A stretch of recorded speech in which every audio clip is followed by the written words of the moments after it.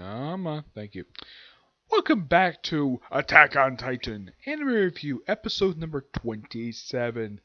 This one I'm viewing the final episode of season 3, which is also the 59th episode of the anime, The Other Side of the Wall,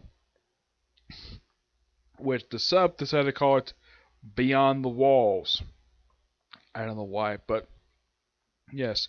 This episode is an adaptation of the final chapter of the Return of Shuhas arc, chapter 90, The Other Side of the Wall. And I got handed this episode. It is really, really good. Chapter starts off with basically, people mourning, or basically having a ceremony over people who died during the course of this particular arc, or during the battle between, the Beast Titan, the Armor Titan, between the three big Titans, and of course, basically the Beast, Armor, and Colossus Titan taking on the Survey Corps. Yep, which caused deaths of 199 people. And of course, there's a question about why Aaron Smith was not allowed to survive. And Armin basically believes this guy is right. Now, I do appreciate they throw in Hotch in here. Yes, making her first appearance since, in the anime. Last time she appeared was actually in the last arc of the anime, which was the Uprising arc. And she's told about Marlo's death. But they forgot to mention he was killed by the frickin' Beast Titan.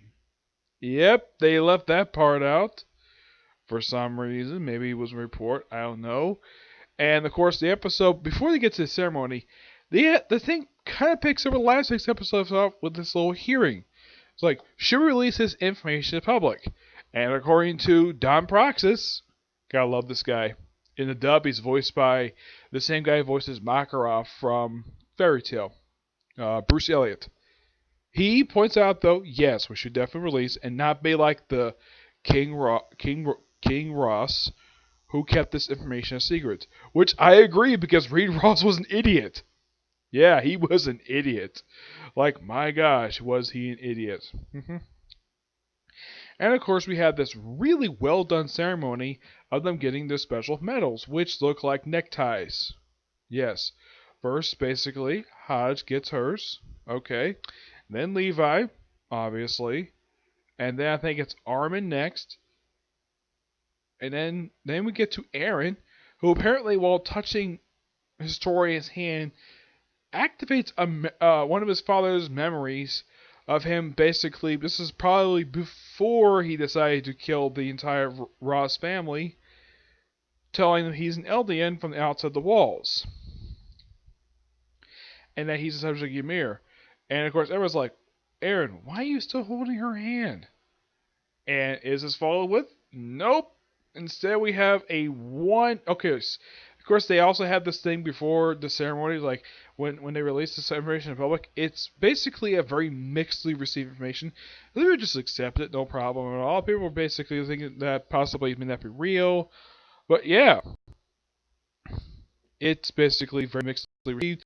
Also, first time probably since the start of the season, we see Levi doing something we haven't seen in quite a while. One of his old habits, holding a teacup by the rim instead by its handle.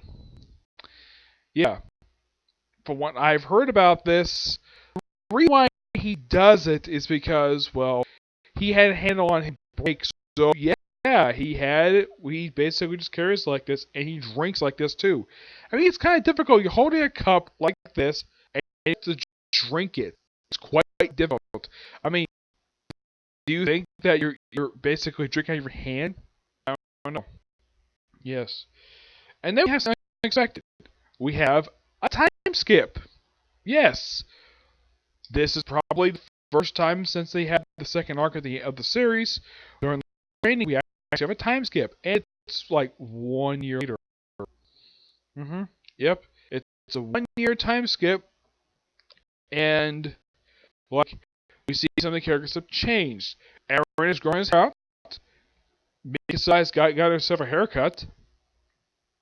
Armin surprisingly looks the same, and Hanj has got a much better eye patch than basically the bandage she's been wearing since she survived the Colossus explosion. And apparently, during the period of time, this 1 year time skip, apparently, somehow, some way, all the Titans outside Wall Maria have been eliminated, except one. But Eren basically puts hands on it. It's like, yeah, he's subject to in charge. He's basically points that he's not a threat to us. So they basically just get on the horses and just they cross a desert. Of course, they also have a thing of snow in here. Yeah, they actually have snow in here, which is the first time the series has actually seen snow. Then, excuse me. Then they finally get to the coast, and they get to an area that was seeing flashbacks. I was curious though, where the heck was this area? And apparently, it's on this island. Yes, like other places in this particular island, it's basically has a wall. And apparently, this is the same wall where Grisha was brought to before he was transformed into a Titan, though the attack Titan, mind you, yes. Though here's the thing, they don't show him getting the injection. Nope. They have him talking, basically a flashback which picks up, kind of continues, like, asking about, like, Infotech, Armin, Mikasa, and the others, and of course, Grisha's like, who are they? And of course, Eren Kruger is like, I have no idea. Someone else's memories, though. Yeah, maybe it's going to be memories in the future. And then it gets to the beach, and they all take off their boots, just like in the manga. Though it's a much more extended scene in the manga. Manga, I think, was like just a few pages. Take up like the last like 5 or 6 pages of the chapter. And you just see like little bit things here and there, stuff like that. This is like a full like 5 minute sequence. It's a great sequence. I love this. And apparently, you have Hodge, basically the whole joke about we have so much salt water here. And Levi being. It seems like Levi is very protective of Hodge for some reason. I have no idea why. It might be possible he might be attracted to her, but who knows? Well, she is hot. There's that, though the creator himself has basically kept her general. Basically, first her as a sort. He never officially identified her as a woman, though if you look at her, yeah, it's a woman. Yeah, that's why I think the original creators never say anything about it. And then you have basically our Eren in the ocean basically pointing out, though, yeah, ocean, miles you can see, but beyond that, it's enemies. Yep. And yeah, that's kind of where the episode ends, in a way. Though Armin brings back a shell, we see sort of basically when they go back to home anyways, and he takes home the shell, and that's how the episode ends. Fantastic episode. I love this one. Now, there are 2 final thoughts basically I'm going to do here. First, of course, is the final thoughts overall of Season 3, and of course, my thoughts on the upcoming Season 4, which apparently is going to come out next year, and it's going to be the final season of the series. First, let's start with the final thoughts of the season. The Uprising arc, in my opinion, was told really, really well. Heck, the creator himself actually thought that it was better than what he did, because the anime actually puts up stuff in the anime that wasn't there before. Like, I think it was like Kenny Ackerman fighting his nephew, and like a bunch of other stuff. But it was an absolute fun of an arc. But I'm sure for like a lot of people, when this series came back like last year, like people were like so hyped for this thing, and the animation was so really good. Though it did something really, really stupid. The anime sort of stopped. This season stopped at the 12 episodes, and a lot of people are like, what? Is this season going to end at 12 episodes? No, we're going to split it in half. We're going to air the first 12 episodes here, and when it comes back, we're going to do the second half of the season. Now, which studio did not say how many episodes were released? I kind of found out about this via Wikipedia. The fact this is going to be 10 episodes. Yeah, 10. So that brings the episode count for the season up to 22. Not bad per se, but yeah, was it really necessary to split in half? And honestly, no. I don't think this was necessary to do. Nope. I don't think it was necessary. I mean, you could have definitely continued it for another couple months instead of just ending it. Here's the thing: when the first half of the season aired, it aired from like August to October. Yeah, it aired for the course of a little over 2 months. Yeah, I think it was like a little over 2 months, ended October of last year. And then for some reason, I'm not sure why they decided to do this. The series decided to take a 6 month break, and it comes back. And the start of the season, the first episode, like the start of the second half of the season for the Return of Shu like is really good. And then for some reason, we have sort of a drop in animation. It looked kind of bad. Not terrible per se. No, some people say it probably would be terrible. Like right after they get past the what technically is the 14th, like from 14 episodes 14 up until like I think it was this animation style was like this for about 4 or 5 episodes. Yeah, up until they had the episode where they finally fit the Colossus Titan, which wow, it had been so much of an improvement over the past few episodes when they finally took on the freaking Colossal Titan. And it's great though that Armin became the Colossus Titan. Yeah, which I never knew about from the manga. Yeah, and they actually did something quite interesting. They didn't re-show stuff they already adapted before, which was basically showing Ymir's flashback. Yeah, the scene that they had in last week's episode where they had Historia reading Ymir's letter, she touched the letter. She has a little power thing. She sees Ymir's memory. So she's kind of inheriting Ymir's memories. Maybe she infused it in the actual letter itself. Who knows?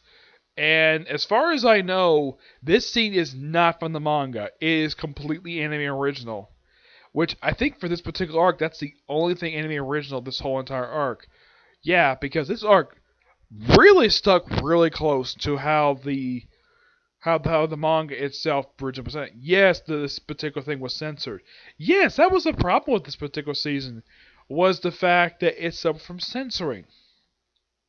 Yeah. Though I've heard a rumor that possibly on Blu-ray, when the Blu-ray gets released this season, they probably put the stuff they had to cut out back in. Yep. And yeah, showing Marley at this point was good. My guess is people who basically just watch the anime that read the manga, that's probably just set up for season 4, which that kind of is. hmm But this overall was a really good season.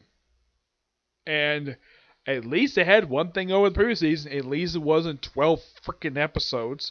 Yeah, I agree. That was stupid on the part of the animators to do, but at least that at least you gotta praise this season over the case of season 2. At least we had to wait 2 years for it. Yeah, the series started back in 2015. Yeah, 5 years ago the series started. And after airing the first season, like apparently season 2 was supposed to come out in 2016, but suffered from a delay for some reason. I don't know. I haven't never heard of the explanation for this. And it came out in 2017, and it stopped after 12 episodes. And Wit Studio got a lot of flack for this, for having such a short season. They had one story arc. I mean, you couldn't tap any more. Yeah, the people who basically know about the manga don't read it. Don't know the fact the manga comes out monthly. Now, for me personally, I can accept the fact that we have seasons for an anime like Attack on Titan, like take a little break, whatever. Because the series is monthly. You don't need to have it weekly. I mean, if you do that, you have to throw in a bunch of filler for no reason. For a monthly manga. So, this is acceptable in my honest opinion. Yeah. But now let's talk about season 4 coming next year. And it being the final season of the series. Okay, being the final season of the series, that's something.